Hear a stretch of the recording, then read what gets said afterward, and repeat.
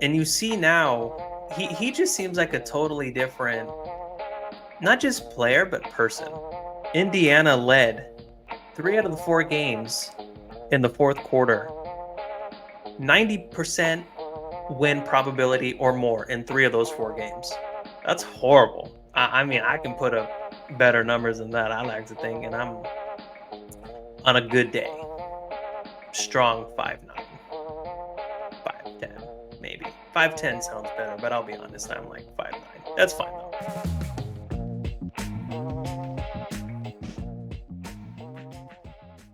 What's going on, everyone? You were listening to the Antonio Chauran Sports Podcast. I'm your host, Antonio Chauran, and we are coming up on one of the more, and at least in my opinion, entertaining and more competitive NBA finals that we have seen in quite some time. Um, Look, no doubt, we all knew the Celtics were probably going to make the finals, with the East being as weak as it's been. And on top of that, you couple all of the injuries that all the teams that the Celtics have faced up to this point have dealt with. I mean, losing Jimmy Butler for that entire series, they get gentlemen swept. Same thing with the Cavs with Donovan Mitchell. They lose him for about 2 or 3 games. They get gentlemen swept. And then the Pacers more recently just getting swept completely. No gentlemanly actions there. Losing Tyrese Halliburton half of that series due to, I can't remember if it was a calf or um, a hamstring, something of that nature, but he's out. So the road has been pretty good for the Celtics. I don't say all that to say the road for them, um, like there's going to be an asterisk because of the road that they took. If they win, they win, right? And I think people aren't necessarily going to think down the line that the Celtics had like this easygoing path. I mean, you look back in NBA history. I'll just look back over these more recently, the past, I don't know, 6 to 8 years. If Kyrie doesn't get hurt against the Warriors, that first year that KD was with the Warriors, do they win that series? I don't know, because LeBron, was still LeBron, and him and Kyrie just coming off of that prior championship in 2016, coming back from being down 3-1 against that squad. Who knows what happens there? KD gets a torn Achilles, or suffers a torn Achilles, that is, against Toronto, and then they lose to the Raptors, who inevitably become the NBA champions. Um, Toronto probably doesn't win that series if KD doesn't get hurt. Um, those are just a few examples I can think right off the top of my head. Even in these particular playoffs, I mean, Giannis was hurt, so the Pacers got by those guys. The Clippers were hurt, so I mean, I think the Mavs probably would have beat them regardless because the Clippers are always hurt. But the Mavs have a really good team. But who knows? Maybe that's a little bit more competitive if Kawhi is fully healthy. Even with the Knicks, right? They got beat up and were really standing on one leg at the end of that series and still went 6 games with the Pacers. Or, I'm sorry, 7 games. Um, so the Pacers may not even be in this particular position. It could be the Knicks, and I would think that'd be a more competitive series for the Celtics. So you look at all of those components.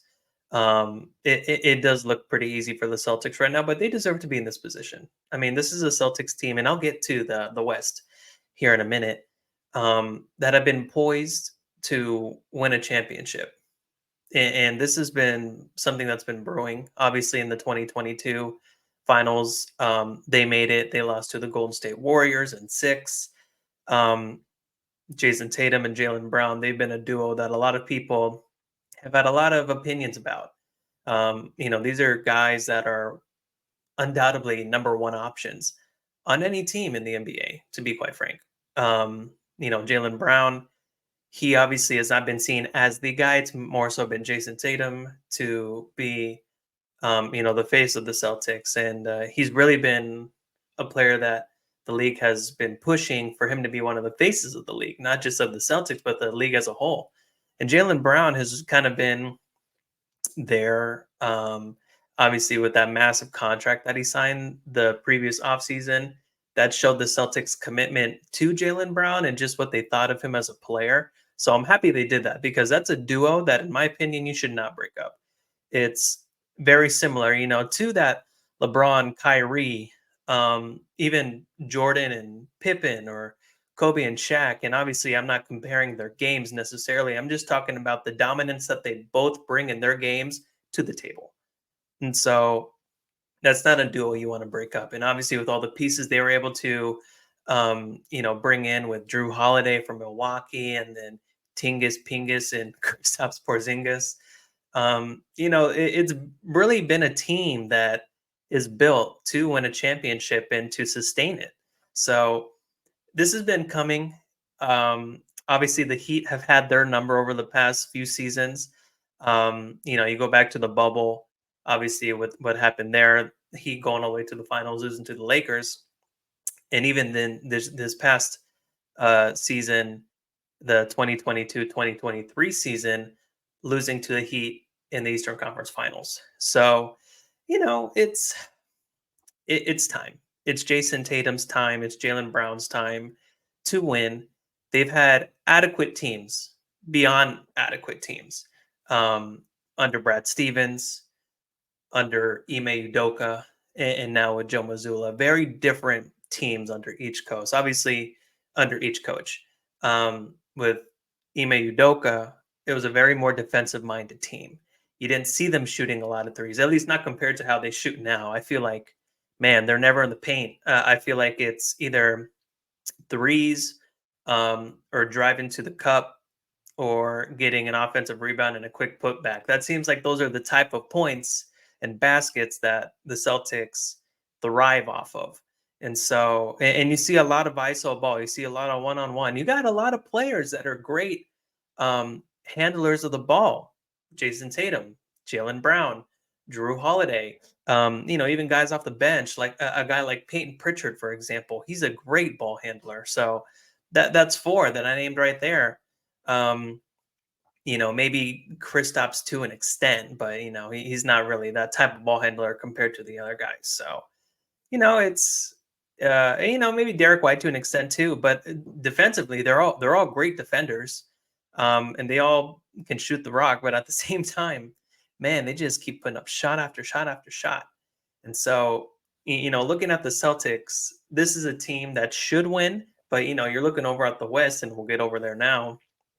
I mean, you know what? Before I do that, just in general, if you look at how these conference finals have gone, both in the East and the West, I mean, this stat right here is crazy. Indiana led 3 out of the 4 games in the fourth quarter, 90% win probability or more in 3 of those 4 games. I mean, we obviously look at game one where they inbounded the ball, it got knocked out of bounds. They get the ball back. Jalen Brown makes a crazy three. Going to overtime, they win. They get blown out game two, and then game three was nip and tuck for sure. Jason Tatum had an amazing game. He had like 36, 10, and 6 or 7 assists, something like that. I mean, and then obviously in game four, right? So this has been a game where these have been games where it comes down to late game execution. And the Celtics showed their experience with that. And the same thing can be said for the Mavs. I mean, this has been a game, and I'll tell you right now, the T Wolves, obviously they won game four, to keep their season alive. I still think Dallas will probably win. I'll give the T Wolves game five. I think they'll win back in Minnesota, but I think when they come back to Dallas, I think the Mavs will take that game and they'll win in six. Um, but the T Wolves led with 2 minutes left in game one, with 4 seconds left in game two. Obviously, they lost that game 109-108 after Luca shot a bomb of a three, to put them up by one with 4 seconds to go.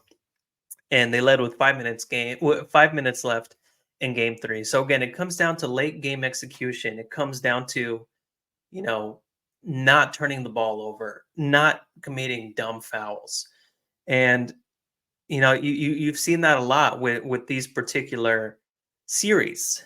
I'll talk about the Mavs and Wolves right now. I mean, I haven't really talked that much about the NBA playoffs as a whole. I really just do want to focus specifically on these particular series because I mean they've been great.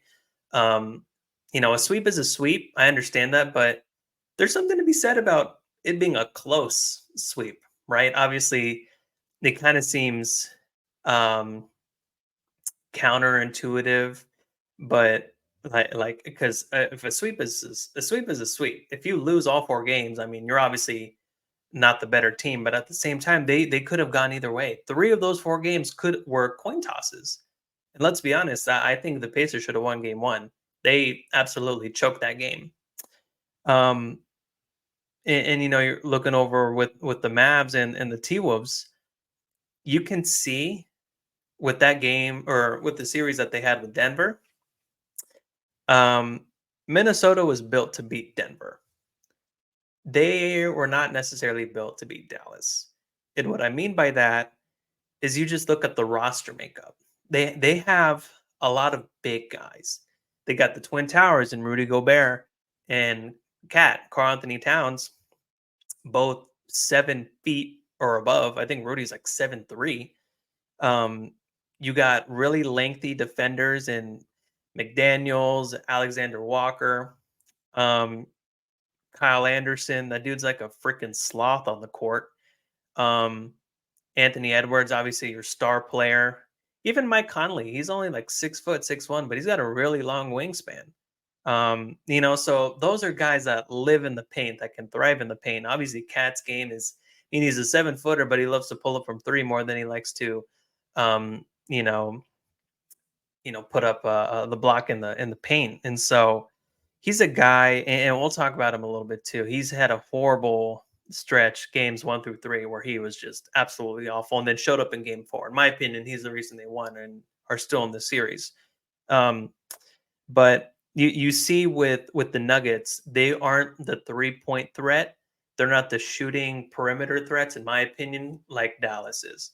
And you saw that. You saw that the size that they were able to match with Jokic. Obviously, I know he can shoot the three, but he's more comfortable in the paint. You saw that the pressure that they put on him, and with the inconsistency that Jamal Murray had this entire playoffs, you didn't really look at him in terms of being a massive threat. Now, look, obviously against the Lakers, they choked that series. He showed up in the fourth quarter. He could be shooting 9 of 25 and find a way to start, getting it going in the fourth quarter. He did that a little bit with the T-Wolves, but at the end of the day, the team was just out physical them. I felt like mentally they were in their head. Um, and obviously they won that series in 6. They were the better team in that particular series. With Dallas, it's a different game plan. You have Luka Doncic, who is, in my opinion, the best player, if not one of the best players in the entire league right now. Kyrie Irving, who has had a resurgence in his career, without a doubt. I mean, talk about a guy who kind of fell from grace after he left Cleveland. And look, I won't reiterate everything, but I think there's something to be said about how he has rewritten his reputation, in my opinion. And a lot of it, if not all of it, was off the court stuff.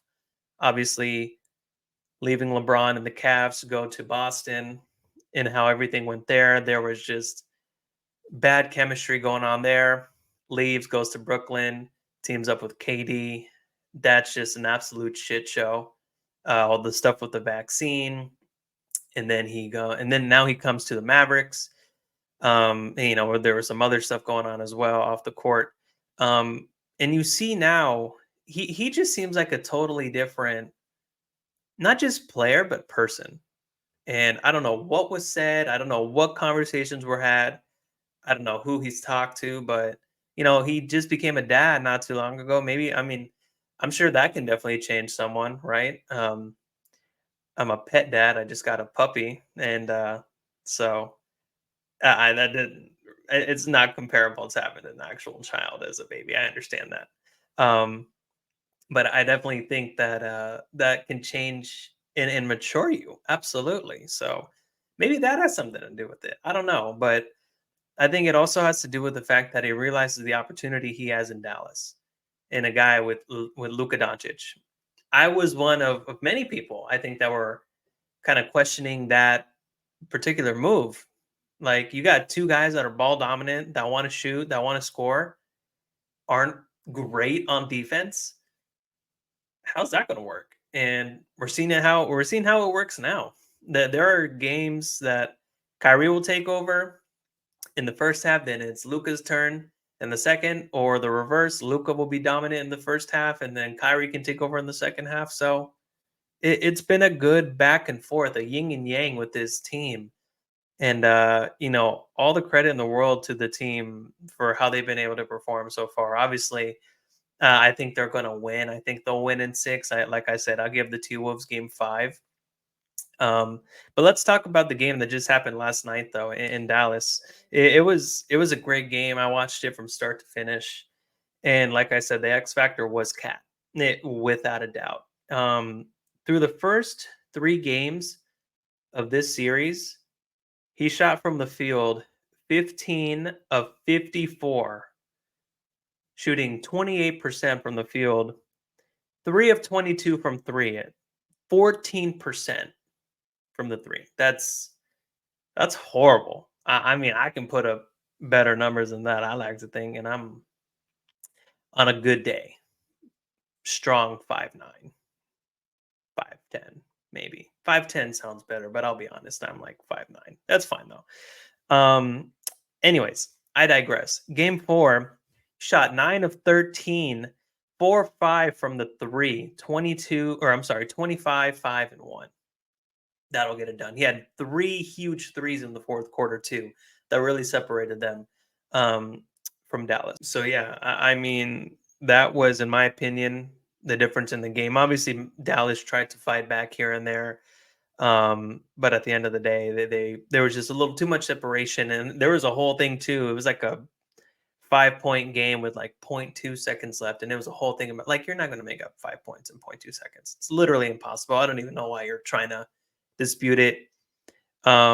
It's not like points carry over to the next game. It's not like freaking like soccer, right? There's a goal differential. It's not like that, right? Like, there aren't point differentials that at this point, like, that's going to make a difference. So I didn't understand that.